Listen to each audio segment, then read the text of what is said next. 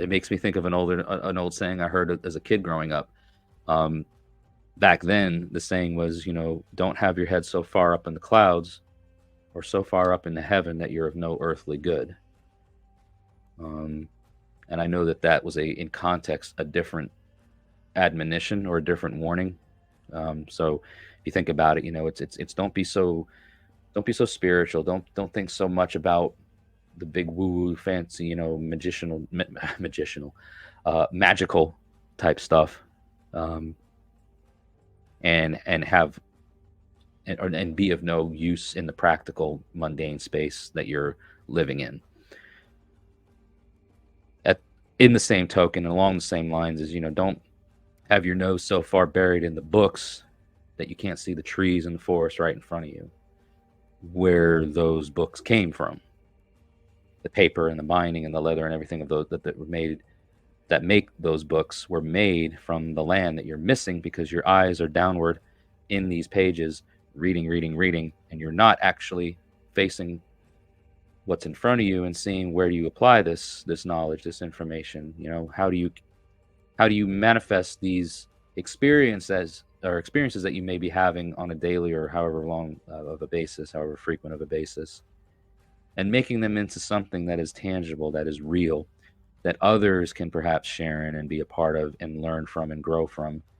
How many people are out here not talking about their UPG because they feel like they haven't found it in a book somewhere, and so for that reason it feels less important to them, or that they feel they will be laughed at or mocked for having said something like this. I personally feel that talk about your UPG, share with it share it with as many people as you feel comfortable sharing it with. Obviously some things should be kept private. You don't want to overshare, but don't be afraid to share. Know the space, know the environment that you're in, and if it's going to be met, met in a way that's going to foster a growing sort of thing. The world wide web of the internet can be a very toxic place, and you can, if all you're trying to do is just share with people for the sake of sharing, you're going to be met with trolls. You're going to be met with toxic behavior that's going to make you want to shut down and not talk at all. So again, be careful where and when and what you share. But don't be afraid to share with the right people. You never know what you are going through, or the type of experiences that you're having might be something very similar, might be something very close to something that other people have done or have experienced. And when they hear of someone else having a similar experience, it's validating for them, and they can connect.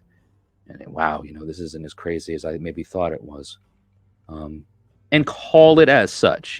Don't be one of those people that goes around and says, I was visited by Odin in a dream, and these are the runes that he gave to me, and now this is the way that we all should be reading runes and whatnot. I mean, again, it's not my hall, not my call. I just, if it's not backed by an historical document or by some sort of text that says this is the way it was done, don't try to claim it as something of an old ways. It could be something new. It could be something that's coming through and making itself manifest, that needs to flesh out and have its time to grow. But again, I wouldn't go so far as to say that if it's UPG, that, well, just because it isn't written down doesn't mean that it probably wasn't old ways.